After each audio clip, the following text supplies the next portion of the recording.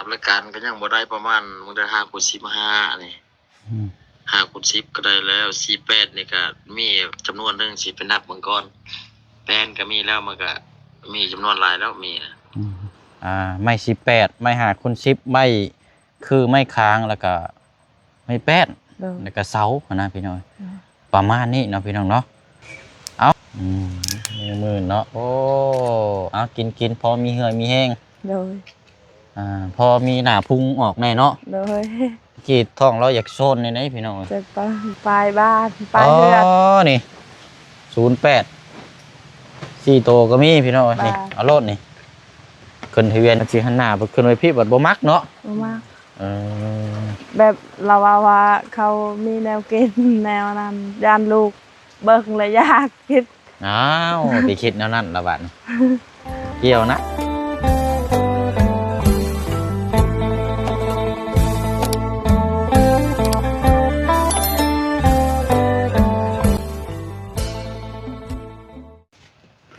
สบายดีโดยเอาพี่น้องเนาะสบายดีพี่น้องนำกันก็เป็นเวลาสิเข้าบ่าย2 โมงเนาะแล้วก็ทางไอ้ปันแล้วก็ทางประตูนำแล้วก็ทางน้องคำบีเอาพี่น้องเนาะเอาก็เป็นจังใดเมื่อวานนี่แห่ทรายเฮามาส่งให้เรียบร้อยดีบ่โดยค่าเลยพี่น้องค่าอยู่ในหมู่บ้านนี่แต่ว่าทางประตูขนเรียบร้อยแล้วเนาะจัดแจงเรียบร้อยแล้วพี่น้องเรื่องมาบเลยบัดนี้ทรายเฮาก็เข้าไปไว้อยู่มุมพุ่นแจพุ่นเนาะคือได้ยินว่าติดป้ายบ่ติดป้ายเฮือนจังบ่โดยแล้วติดกระบอนตูบแล้วเลยติดป้ายอย่างนี้บาทนี่พี่น้องอยู่2 มื้อได้ป้ายแล้วโอ้ป้ายโฆษณาแล้วบ่นี่เนาะติดก็คือเก่าแล้วคนอ่านหนังสือบ่เฮ็ดนี่ได้ซะบางคนผู้ไปผู้มาบางคนก็อ่านหนังสือบ่ได้ซ้ำมันคือเก่าหั่นแหละเนาะบางก็แหละเนาะแต่ให้หักกะบานนี่เขาติดป้ายประตูเนี่ยบ่ติดคนอยู่บ้านหนาวแต่น้อยตัวเต่าไงอันติดขึ้นป้ายอันน่ะครอบครัวหั่นบ่โดยถูกต้องแล้วซะบัดนี้บ่แม่นคนเถื่อนแล้วนี่เนาะโดยเห็นอยู่เมื่อวานนี่เขาเจ้าย่างเลาะติดแต่ตามหมู่บ้านตามแต่ละเฮือนน่ะนะพี่น้องคันสิว่าก็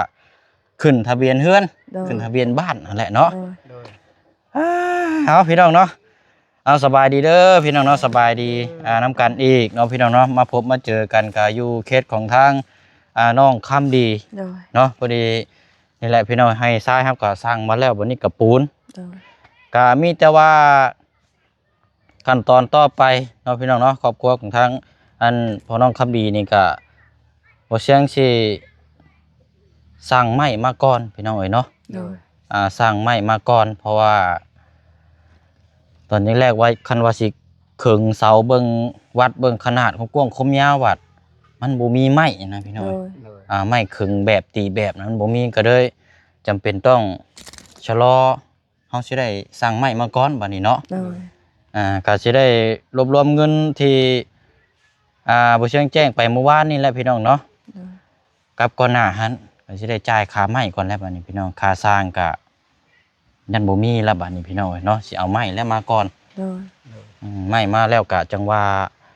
ตีแบบตีหยังก็จังคุยกับสร้างให้เพิ่นมาลงมือบัดนี้เนาะก็รวบรวมแล้วนี่เท่าไรพี่น้องเงินนำบ่เชียงนี่ทางเอ้ยเพิ่นฝากมาเมื่อวานนี่เดือจากซื้อแห่กับทรายปูนเนาะเบิดไปล้าน2 ล้านเท่าไร2.5 ล้านเนาะเมื่อวานนี่2.5 ล้านก็ยังเหลืออยู่17 ล้านเบิ่งก่อนเด้อบวกมันก่อนพี่น้องบวก17บวก19ก็36 ล้านกีบเนาะแต่ว่ารายการไม้นี่เฮาเบิ่งคร่าวๆเด้อนี่เอาตามรูปแบบคือเฮือนของทางน้องป๊อปนี่ก็26 ล้านพี่น้อง26 ล้านหรือว่า25 ล้านเนาะประมาณนี้แหละพี่น้องแต่ว่าเสานี่เฮาเอาแค่3 เมตรเฮาบ่ได้เต็มประมาณนี้นะพี่น้องเนาะมีแต่ว่าสิสร้างไม้เนาะบ่เชียงก็เลยมาแจ้งพี่แจ้งน้องน้ำกันแล้วก็โทรหาทางอ้ายเพิ่นแล้วกินนี่พี่น้องเนาะอ้ายเพิ่นว่าเพิ่นกำลังจัดแจงเรื่องไม้อยู่ตอนนี้ก็นี่แหละเพิ่นก็บ่เชียงอัดเสียงไปเดี๋ยวฟังน้ำกันพี่น้องเนาะโอเค นับรายการก็ยังบ่ได้ประมาณมึงได้5 คูณ 15นี่5 คูณ 10ก็ได้แล้ว48นี่ก็มีจำนวนหนึงสิเป็นนับเบิ่งก่อนแป้นก็มีแล้วมันก็มีจำนวนหลายแล้วมีนะให้ไปส่งมื้อใดไปส่งแล้วไปส่งอยู่บ่อนใดโดยอ้ายถ้าว่ามี ก็ประมาณนี้พี่น้อยเนาะตามเราลักกะคันว่าไม่บอกยังบ่ทันครบกะบ่เชียงให้อ้ายเพิ่น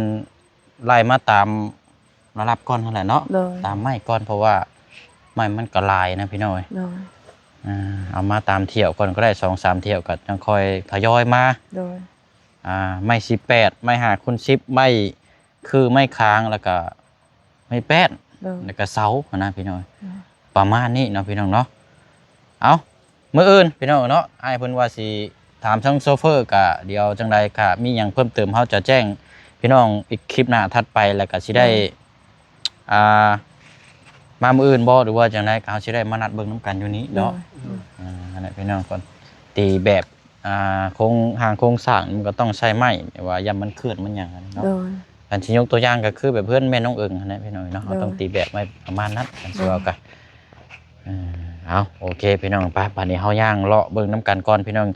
มาแจ้งทางครอบครัวเราแล้วก็ทางไอ้ปันน้ำแล้วก็ทางพี่น้อง FC แล้วทางผู้ใหญ่น้ำกันเพิ่มเติมเนาะมื้อนี้เฮาก็มีประมาณนี้เนาะพี่น้องเนาะก็จังว่าคุยน้ำกันอีกเนาะ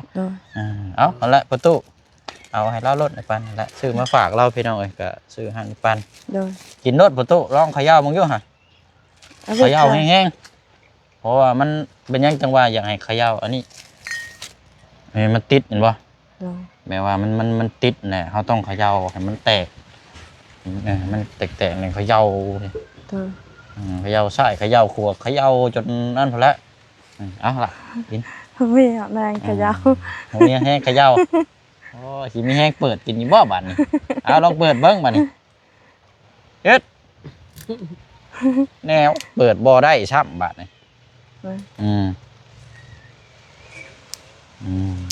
มือเนาะโอ้เอากินพอมีเหื่อยมีแห้งเลยพอมีหน้าพุงออกแน่เนาะเลยจีดท้องเราอยากโซนในไหนพี่น้องเจ็บปะดังเลยอันนี้ง่ายเป็นยังไงสารเนื้อยูเนื้อกินมอบให้เมื่อนั้นเบิดแล้ววะ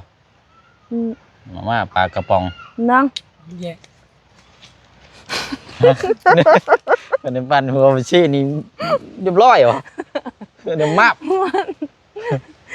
กินมาเบื่อเลยกินแบบเปิดมาเบื่อเนาะเดี๋ยวมาบแล้ว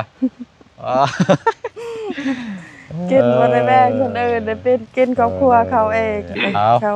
บ่เคยกินบุตรแล้วเนาะถามเบิ้งอะไรพี่น้อยเนาะบุตรล็อกเนาะว่าเรื่องอยู่เรื่องกินหิวมานี่ก็โยบ่ได้มองหน้าไผได้เอากินก่อนได้จังอิ่มจังว่ากันเนาะป้าชะเนาะย่างไปเลาะเบิ่งทางพุ่นนักพี่น้องเราพูดคุยเบิ่งน้ำกันอีกไปพุ่นละเยอะคำดีบัดนี้เนาะอะไรกินรถประตูน้ำเด้อ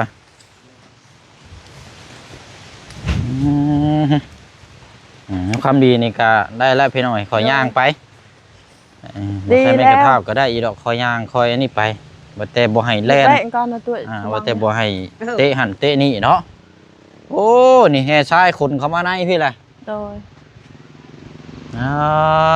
คักเรียบร้อยเลยเราตักแล้วนะ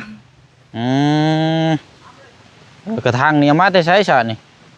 เพื่อนทางเอาพอดีแล้วไว้สำรองเนาะเพราะว่าได้เฮาขึงเฮือนนี่ฮะวัดเบิ่งเฮาต้องใส่น้ำแล้วเนาะดีแล้วเนาะตักน้ำไว้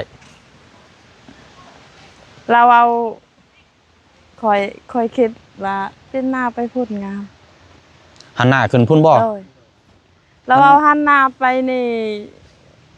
ครอบครัวเขาได้เงินได้ของกินแหละ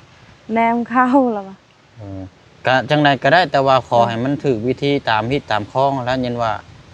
มันสิบ่ได้หันหัวลงแต่เว้นตกบ่โดยบ่มีเหตุเห็นนะแต่ว่ากันหันหน้าขึ้นไปชี้กับแบบคือเฮือนน้องป๊อปคือกันเนาะโดยหันหน้าขึ้นไปไล่คือประตูเราว่านี่แบบว่านี่นะพี่น้องหันหน้าใส่กระตูบชี้แต่ว่ามันจะนี่ได้เนาะถ้าหันหน้าขึ้นไปชี้กับ ข้างทั้งนี้มันก็สิยาวอีกหนิดนึงไม่ใช่ได้รูปยาวแล้วก็บันไดมันก็ต้องขึ้นทั้งนี้อยู่แล้วโดยแต่ว่าข้างหลังบ้านนี่มันสิไปแบบเฮาอยู่ในเฮือนอยากให้เบิ่งทางนั้นแน่บ่อยากให้เบิ่งทางนี้ถ้าว่าทรงแบบนี้ก็ดีคือกันอีกแนวนึงนะแต่ว่าเวลาเขาเข้ามาทางเฮือนนี่เขาเข้ามานี่เขาจะเข้ามาแล้วเขาจะเห็นหน้าขางเฮือนก่อนเขาจะบ่เห็นหน้าเฮือนนะเข้าหน้าเข้าทางประตูเข้านี้แม่นบ่เข้ามาปั๊บเขาจะเห็นขางเฮือนหน้าเฮือนมันจะอยู่ทางหน้าพุทธบ่ล่ะคันว่าอนาคตต่อเสียออกมาจัก3ต้นประมาณนี้พุ่นแต่ว่าห้องนอนเนาะยกตัวอย่างเขากั้นนี้เขายับต้องต่อกระเทิบไปทางหลังห้องน้ำในที่บ้านเนาะมันต้องวางแผนจะบีได้ห้องน้ำห้องในห้องน้ำคันเราตั้งอยู่นี่เราต่อหลังเฮ็ดห้องน้ำอยู่นี่ก็ได้เฮ็ดห้องน้ำอยู่พุ่นก็ได้เพราะสมัยนี้เฮ็ดติดในโตเฮือนซะมันจังสะดวกสบายแล้วมันจังบ่ยากยันว่าปู่เฒ่าปู่หรือว่านั้นมันย่างไก่ยันว่ามันอันนี้เนาะให้มันติดแบบคือเฮือนเอาง่ายๆซะให้มันยกตัวอย่างคือเฮือนบ่ตะโลนะปันประมาณนั้นนะให้มันเป็นประมาณนั้นเพราะว่าคะแนนมาคือเฮือนเข้าไปเลยก็มันจังบ่ไกลแต่โดยเฮ็ดติดก็ได้คันดินลาวลายเด้เฮาตั้งกลางๆนี่เฮ็ดติดทางล่างนี่แต่ว่าห้องน้ำนี่มันต้องอยู่โซนพุ่นได้บ้านนี่เนาะอยู่โซนหม่องเจหม่องเฮาเว้าคือเก่าเนาะคันคือสิหันหน้าขึ้นไปพี่กะแต่ข้างๆนี่ก็กั้นนี้หรือว่าสิยับมานี่ก็โอ้มันยังฝนตกแห้งแท้นี่โอ้โตพี่น้องมาแล้วนี่มาเฮือนประตูนี่ฝนตกตลอดเนาะประตูไปหาพ่อบ้านมาปกเด้อประตูเด้อปูนเฮาเด้อตายแล้วกระตูบเจ้าใช่น่ะกระตูบขึ้นป้ายเด้อพี่น้องเลยป้ายทะเบียนเรียบร้อยแล้วผมป้ายยังนะป้ายบ้านป้ายเรือนนี่08 4 โตก็มีพี่น้องนี่เอารถนี่ขึ้นทะเบียนเรียบร้อยประตูมาขึ้นอันเชื่อว่ากับมันยิ่งขึ้นอยู่ป้ายตูบเราเลยเนาะ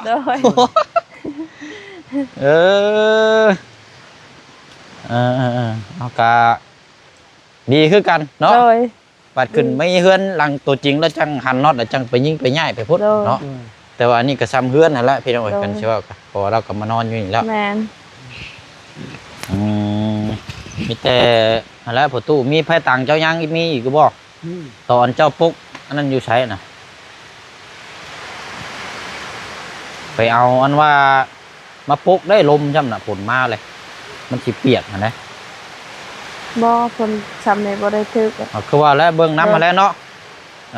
เราโอ้มันยังอันนี้เนาะมาฝนตกอันนี้มันจะเจาะอลวงโอ้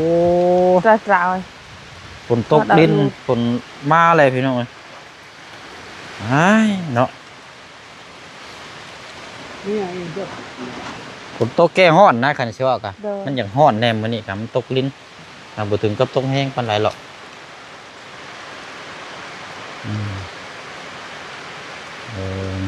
บ่คันหันหน้าขึ้นไปพี่กะตอนที่ได้คันหันหน้าไปคือเฮือนหลังนี่นั่นนี่หันหน้าคือไปแบบซี่นั่นเขาก็เหมือนว่าเขาตีแบบตีอย่างไว้อนาคตเขายังมองเห็นอีกนิดนึงอีกอยู่ได้คันหันหน้าขึ้นไปแบบซี่แบบจักแนวใดนะมันคล้ายๆว่ามันสิได้มาเที่ยวอยู่ทั้งพี่แล้วบ้านโดยกันว่าคือว่าเพื่ออนาคตก็คือต่อกระเทิบไปคือเฮือนทางบ่าวตะโลนี่โดยเฮือนนี่มันสิร่างเสาอยู่ประมาณ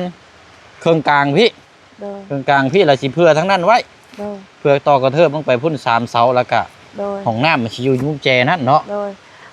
โซนทั้งนี้เนี่ยมันสิว่างเปล่านิดนึงเนาะวิทย์รถใหญ่มาทอกดินมาเอามาเครื่องอุปกรณ์นั้นเราสิปิดทางเราสิย่างไปทางนี้เที่ยวทางนี้บ่โดยเราจึงให้หันหน้ามานี่เอากะได้คือกันแต่ว่าประตูนี่มักแบบนี้บ่จะมักหันหน้าขึ้นแบบคือเฮือนอันน่ะหันใส่ทางพี่เนาะและคันเราหันหน้าไว้นี่เฮาก็เฮ็ดห้องนั่งทางล่าง เฮ็ด ข้างๆนี่ก็ได้ป่านนี่ โดยข้างๆนี่ โดย ประมาณนี้นะนี่ โดย เพราะว่าเพื่อนเราก็มัน6 คูณ 7ด้วยเนาะ โดย ดึงมานี่7 เพื่อน ยาวแล้วก็ต้องกระเทิบออกไปพุ่น โดย ห้องน้ำก็สิอยู่เจหั่น โดย หันหน้าขึ้นมาลายเดียวกัน โดยเพื่อนเราตัวนั้นแห้งคักหันหน้าไปพุ่นเลยอันนี้ยังไข่เบิ่งนี่ตัวเก่านะเพื่อนเก่าเราเด้ หันหน้าอยู่ ได้นี่ก็ได้อยู่ โดย เนาะได้คือกัน โดย เอาตามผู้อยู่ผู้มักเนาะก็ลายขึ้นถ้าหันขึ้นลายนี่ก็มันก็งามไปอีกลายหนึง โดย มันสิ ถ้า อยู่ มันรับเราไม่น่ะไม่มักน่ะกูไปกี่โดย เออ มักเรื่องอะไร มันสิว่าก็หันหน้าไปคือเฮือนน้องป๊อปนั่นแหละแบบเดียวกันเลย โดย ได้อยู่บ่ฉันก็ได้ โดย มันสิหันหน้าไปขึ้นไปพี่บัดบ่มักเนาะ บ่มัก เออ แบบเราว่าเขามีแนวกินแนวนั้นย่านลูกเบิ่งแล้วอยากคิด อ้าวไปคิดแนวนั้นละบัดเกี่ยวนะ โดย เนาะ บ่อยากเบิ่งเขา เบิ่ง ทางนี้ ย่านแบบว่าคนอื่นมีแนวอยู่แนวกิน เด้อ แล้วลูกเต้าเฮาล่ะเปิดประตูเฮือนมานั่นยันเห็น โดย ลูกเฮานี่ชอบในอยู่แนวกินน้ำกระเจ้า โดย เออ เพื่อนเดือนเราทางนั้นแล้วทำหน้าไปพุ่นเลย เนาะเออ ไม่ได้เห็นเขา คือพิดกัดนี่แหละเห็ดเดือนมันปีนหน้าไปพุ่น โอ้ยเนาะ โดย เอาจังใดก็ได้เนาะจังใดก็ว่าคือกันถ้าหันหน้าขึ้นไปคือเฮือนนางป๊อบนี่ก็เฮาจะจงไว้ข้างมุมพุ่น โดย เพื่อไว้ประมาณจัก4-5-6 เมตรพุ่นแหละ โดย เฮาจะดึงเข้ามาอยู่พี่ทั้งนี้ก็เพื่อไว้คือกัน โดย เอาง่ายๆใส่เฮือนนี่ให้มันอยู่โซนกลางบัดนี้ โดย อยู่โซนกลางตั้งอยู่หม่องกลางแล้วก็เพื่อต่อกระเทิบลงไปแล้วให้มันอยู่แจพุ่นให้มันเป็นห้องน้ำ โดย ห้องครัว โดย ให้มันติดกับเฮือนเลย โด นะ ย โดย ลงมาจากตารางลงมาแต่เฮือนนี่ย่างลงไปตารางย่างเข้าไปเลย โดย ห้องครัวห้องน้ โดย ำประมาณนั้นเนาะ โดย ถ้าอยู่ไปสิก็ง่ายดี โดย ทางเที่ยวกับคันว่าบ่เที่ยวอยู่นี้ก็ทางตลาดพี่ก็ได้คือกัน โด เนาะ ย โดย บ่ได้ปิดอย่าว่าทางนี้ก็ บริปิด ได้บ่ โดย เศร้าแน่เนาะโอ้ยมันตกแก่ฮ้อนเนาะพาฝนนี่ก็ได้ กับอันน่ะไผ่นั่นคอเฮือนพอตูนั่นคือเก้าว โอ้ยเอาดีๆได้มื้อละ3แสนผู้ใดเราเฮ็ด เอาไว้บิด ฮะ เอาบิดเอาบิด เอาวินอยู่เพิ่นบ่ได้เว้าว่าเฮาเอาวินนำมันติบาดคือ ค มื้อ อ นั้น เรา นะ แล้วเฮาคอกับพอตูว่าเอาบิดเด้อบัดเดือนหนึงฮอดเดือนนั้นเฮาจ่ายแบบ คันเว้าไว้ว่าต่างคนต่างคิดคันเว้าว่าเข้าใจกันง่ายๆก็บ่ยาก โดย แต่ว่าแบบยันคือมันเป็นคือเก่านั่นบ่เอาได้ โดย มาไล่กันว่าซั่นโอ้ยบ่ไหวเลยเฉพาะ เฮา ค่า เว้า ไผนี่ แล้วคือจะเว้าคือจะเฮ็ดแบบนี้ เราซอยพอตูอีกเถอะนะ คันคือเว้าไปว่า ต่อจากเฮือนเราแล้วก็จนแล้วบ่เลยภายในเดือนหนึงก็ โดย เอาบินตัวนั้นมาให้เฮา โดย มาให้บ่เสียงนี้แล้วก็ โดย มันเบิดเท่าไหร่เดี๋ยวบ่เสียงสิจ่ายให้ โดย บ่ซั่นน่ะได้ โดยเฮาคอแบบนั้น แต่ว่าไผนี่ก็ใช้น้ำกันเบิดนั่นแหละ โดย เฮาสิรับผิดชอบเบิดเฮือน โดย เรากับเฮือนปุตุ โดย ต้องอธิบายให้เราแบบนี้ โด นะ ยเฮาวิทย์เจ้านั้นเฮาเว้าเอ้าเจ้าคือ เออ เอาลายแท้ เราเอาลูกเราก็หายเอาลาย เออ ก็เอาคืนมาได้หายแล้ว ก็ยา โดย เขาว่าเว้าถึงอีกเนาะยันมันมีอีกนะ โดย มันก็โอ้เนาะ โดย 2 มื้อ3 แสนไวเลยปุตุเนาะ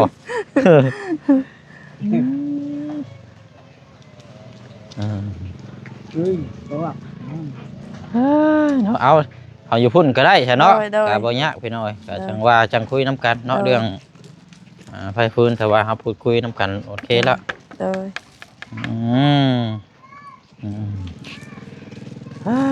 เนาะเอามีแต่ว่าเฮา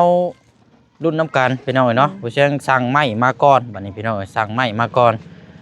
ค่าสร้างนี่ก็บ่มีแล้วบัดนี้พี่น้อยมีแต่สร้างไม้เอาตามครบไม้แล้วมาก่อนเนาะแล้วก็ให้ประตูเรานอนเผาอยู่นี่ก่อนโดยเนาะหรือว่ามีหยังเพิ่มเติมจังใดก็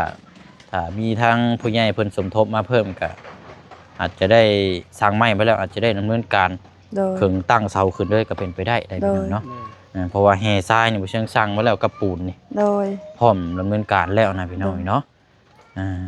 นี่ก็สิได้หักเงินจำนวนที่แจ้งไปกี่นี่ก็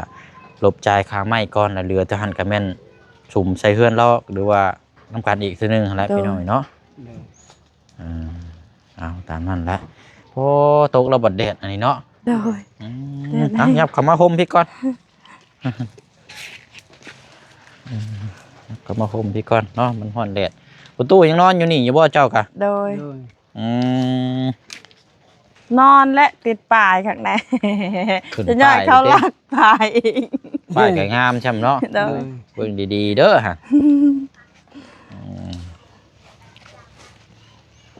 หักเลยฮะพี่น้อง